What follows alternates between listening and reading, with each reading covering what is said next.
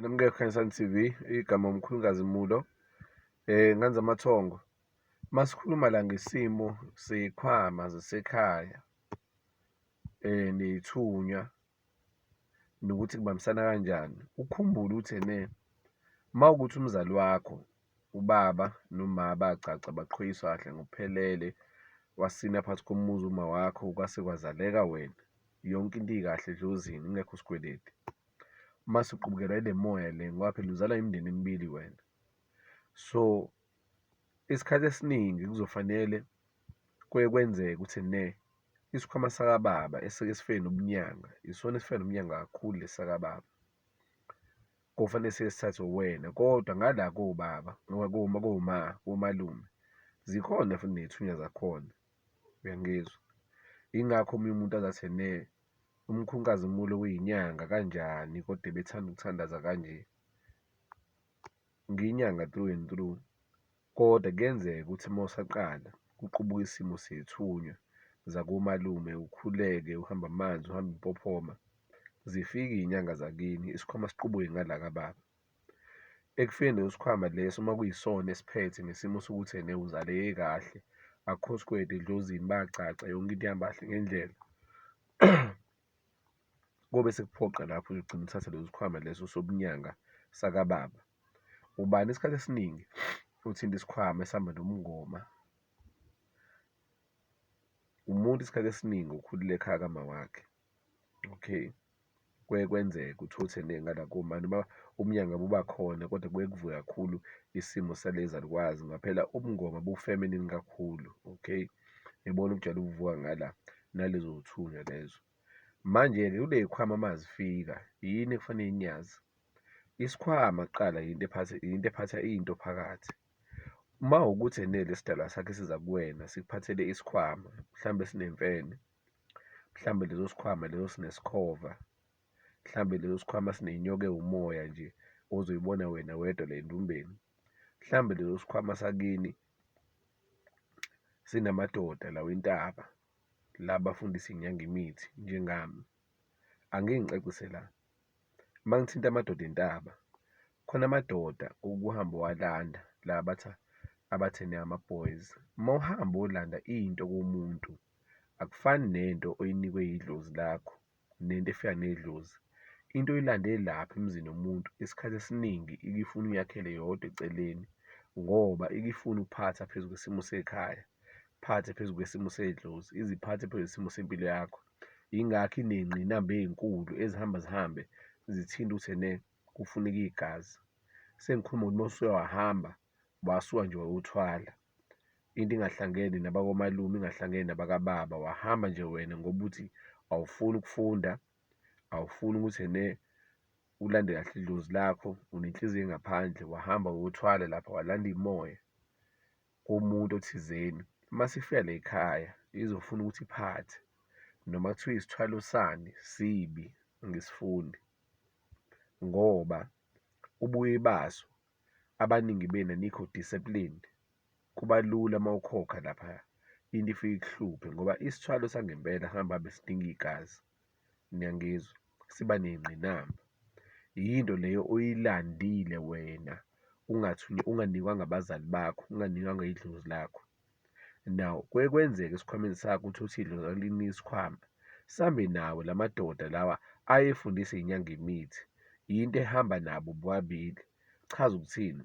Leso sikhwama uyakwazi ukuthi singene bahlale endumbeni eyodwa ney'nyanga zakini, ngoba yinto esuka bokhokhokazi le emuva, yinto edluliselwa from generation to generation. And ekutholeni isikhwama sey'dlozi, akusho ngoba sinamandla sekufanele isiqhwaga wena, sekufanele udelele ulimaze abantu ngaso. Kwesinye isikhathi siye sinikwe isikhwama ngoba uma wukuthi mhlawumbe kade kufanele uhlambulule, usisebenzise kahle, kufanele usigcine mhlawumbe simhlophe. Hhayi wonke umuntu onika isikhwama esinzima kufanele alimaze ngaso. Kufanele sibe ihawu phakathi kweli ikhaya, libe ihawu lalabantu abagulayo, siphilise, usigcine sikahle.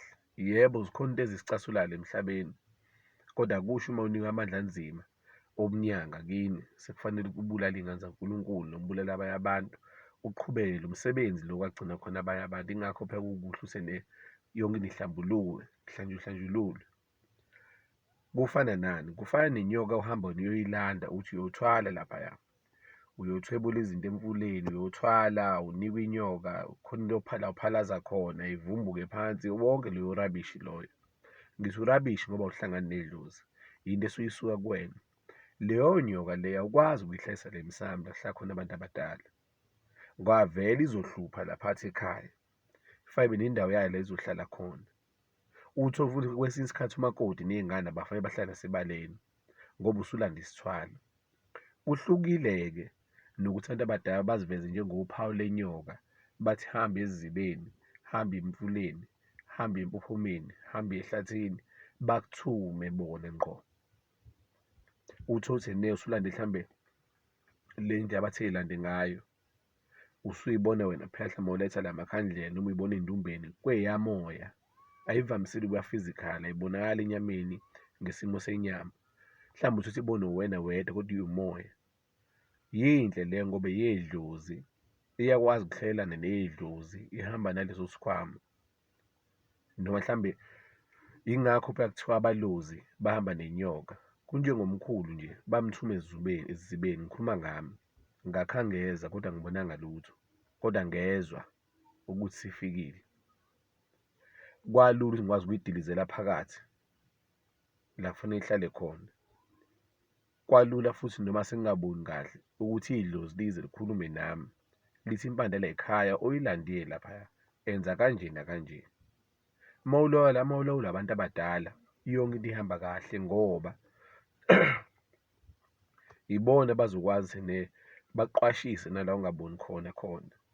And abanayo imithetho ewunqamula juqu abantu abadala ngoba uyingane yabo, ngeke bakunike into engaphezu kwakho. Even noma kuthiwa bakunikile abantu abadala bakini, bazokwazi ukuyilawula leyo nto leyo, nayo iyazazi eyakini. Ngike mina ney'ngane la, zifike mkhulu, ngiphupha kanje nakanje. Angeke ngibeke mina, sishiye lezo ngane nje. Ngiqala mina nginale simo lesi, ngikhumbula kahle ukuthi umoya lo ongithumile ezibeni, ngingazi iphutha, lo ongithume entabeni, wafika kumkhulu Shezi, wathi mtshele ukuthi angasabi ngowakubo, akahambe angasabi ngowakubo, akavuke enze ngendlela esisho ngayo. Njengoba ethi ngowakubo, cha uthi le nto isuka le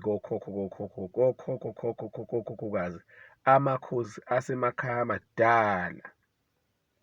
So into oyiphiwe yidlozi, oyiphiwe abazali bakho ngoba yakini, kufanele mhlawumbe ubalungisele, uthathe le sipho, ulaphe isizwe, hhayi ukuthi ube isiqhwaga, bakwazi ukwelahla bona wela amathongo. Akusho uma unesikhwama esinamandla sekufanele ubulale ngaso, sekufanele ulimaze ngaso. Wena yiba ihawu, ukwazi ukuvika.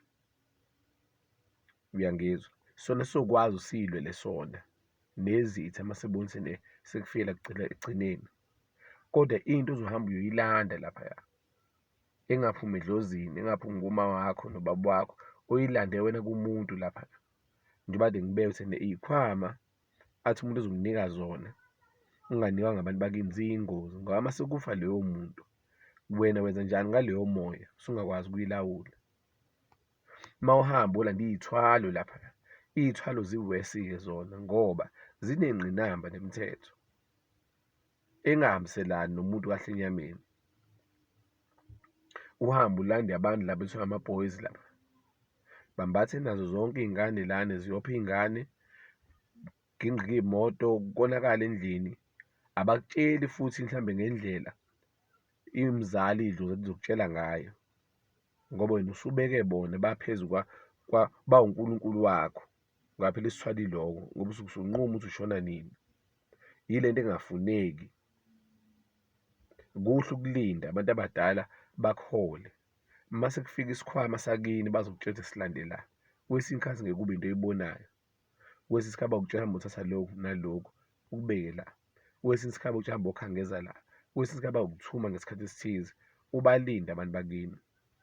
ebalindeni bazo-appoint-a umuntu ozombona la ku-YouTube, umthande ungathi ungakuyena, omunye ingathi hlangane endleleni, ozokulekelela. Ekulekeleni kwakhe mhlawumbe kufanele kuneli lokuhamba, bakwazi bahlambuluke kahle, bakhulume into eqondile kuwena. Uyangizwa? Ngoba idlozi liphathi kuwena.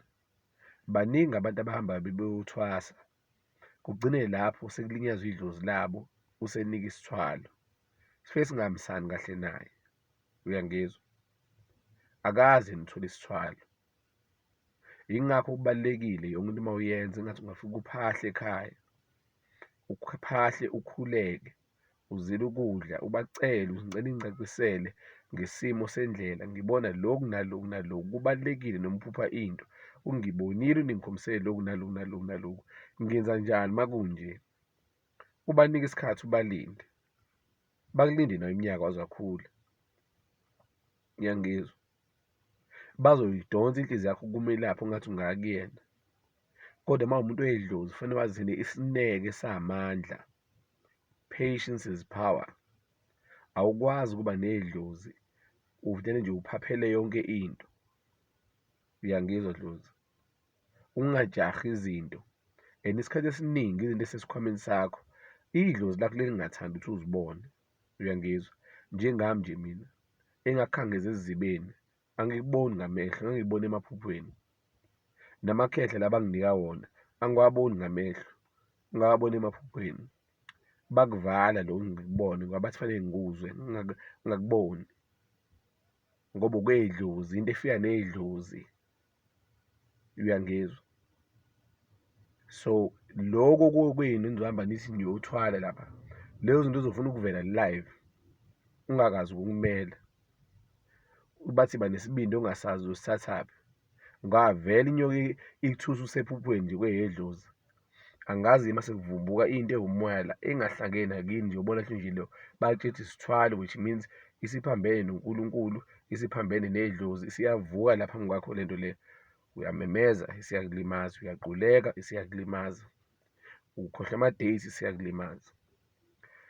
Njengabantu abamnyama kubalulekile Nkosi yami ukuthi silaphe imimoya esikuthina, ngoba eminye imimoya isifuna ukuhlanjululwa ihlale kahle emzimbeni, ikwazi ukwelahlekela amathongo, ikushiyele ithuluzi lokuvika noma lokulapha. Eminye imimoya isuke ifuna uyenzele uxolo ngoba bambe bengahleli kahle. Uma sukwenzile lokho, wadla lezo nkamba, bahlambuluka, babhodla, ubuyele back to normal. Ngiyangizwa? Kodwa singaqambini amanga. Akukuhle ngempela for usuke olanda into uyifake phakathi kwaleli khaya. Akukuhle lokho. Akukuhle ngempela nje ukulanda into ewumoya engahlangene nethongo uyifake phakathi kwaleli khaya la kuhlala khona idlozi, ungathunywanga ubaba omkhulu ngesimo sokuthi ukulinde ikona esingakwazi. Kubalulekile ulinde. Uma usulindile kubalulekile futhi u-react kahle, uphahle, wazi lapha abantu abagulayo basemzimbeni wakho, ulinde wamukele lo abakunika kona ngendlela abazokunika ngayo, boyitshela wena, bayidirecthe wena. Uyangizwa? And ngempela uma ucommunicate nedlozi lakho, ukhuluma nalo, lizozama wonke amandla ukuthi lingakusi kumuntu oyingozi. Ngiyangizwa makhosi? Ya, umhlaba usunje. Angibulali umsebenzi wabanye abantu, bengizama ukuhlukanisa ukuthi ukuthwala kudinga enye inhliziyo ejulile, le mina engenayo. Yabo, engeke futhi abaningi yazi ukuthi akuyona into ofanele uyigijimele. Kodwa uma uthi into edlozi, kuhle engathi ngempela ungakhuleka kuqala ngoba phela isithunywa sikhona. Uma siwamukela lo kwakwini, uma kuthi bacace kahle abazali, buze umnyanga bakini, ukuthathe nezo sikhwama, ubheke leso sikhwama sinjani. Ngoba ngikhumbula kahle, ngathi ngithathe isikhwama bangikhombisa amagona amaningi bekiwe lapha nezinye izinto zimbozwe ngento ngemhlophe, uma ngiyimbula ngithi acwebezela, clean, ahlambulukile. Bengikhombisa konke i-cleansing kade ngiyenze i-right ngayo yonke imikhuba eyayenzeka. Khona ngizokwazi ngilaphe kahle ngoba kwesikhwama uthola isikhwama kufanele wenze ubuhle omunye angazange akwazi ukwenza. Cha, hhayi wonke umuntu unesikhwama sokulapha. Abanye abantu bathola isikhwama sokulapha kodwa bagcine benza izinto ezingekho right. Kubaluleke kakhulu-ke ngane zethongo ukubambelele edlozini. Kubaluleke kakhulu futhi nokuthandaza. Kubaluleke kakhulu noku-understand-a ukuthi uzoqala uthandaze. Uma sekuqubwa lo bunyanga, quba isikhwama sakini. Sometimes ngeke uthande ngisho nokuthandaza. Sometimes ngeke ufundishe nokungena emanzini nje sidala. Sekufike bona laba ekuyibona baphethe isikhwama sokuthi uphathe amafutha, uphathe iy'taputavu, uphathe yonke lento leyo. Abasafuni ukuthi ungene emanzini. Ngisho mina umfula noma mhlawumbe impophoma, uthi isithunywa sikhona noma sekuphakeme bona kakhulu, bakuthanda kakhulu ehlathini. Noma mhlawumbe usuwumuntu osebenzela kakhulu ekhaya. Uyangizwa? Ngike ngizwe isithunywa nobunyanga noma isithunywa nomngoma buyahlanganiswa, buyabhalansiswa. Hhayi sonke isikhathi. Kwesinye isikhathi uma becace kahle abazali bakho baphelizwa, ubunyanga bakini boqubwa ngendlela esimangaliso. Bavale yonke into edila kakhulu namanzi uthi usuyinyanga nje direct. Usuyasebenza nje ngemithi, iy'taputabu, uyabethela, uyavika, ukhipha amalumbu, ukhipha iminca, wenza yonke into nje usudila nje lapho. Ngapha mina ngikhumbula kahle ngelinye ilanga ngathi hhayi kade ngagcina ukukhululeka. Hhayi ngathi angeke ngilale kahle early namhlanje ngifuna ukuzovuka kusasa nje ngentabeni ngikhululeke. Uma ngilala ebusuku ngazibona ngisesontweni ngathi ngiyakhululeka. Bangena amakhehla namahawu nemikhonto emabili. Athi uthandazile ngami mina cha. Bathi ehlisani imikhonto namahawu. Basicunga sibangele umsindo. Yilezi zinto lezi zamoya esingazikhulumi ngoba ukubona omunye umuntu onesithunya athanda izinto zey'dlozi, enze itaputapu, enze yonke into, uthole isithunya sayadina.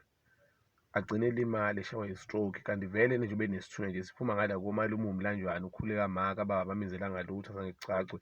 Kuqubwa nje isithunya kodwa manje into ezedlozi uyazithanda. Uthinta iy'gubhu, uthinta yonke into, uthinta lokhu, uthinta lokhu. Into engahambisani nesithunya egcine eshawa izinto ezinzima, alimale. Isithunya besimdedele kwize ashayeke.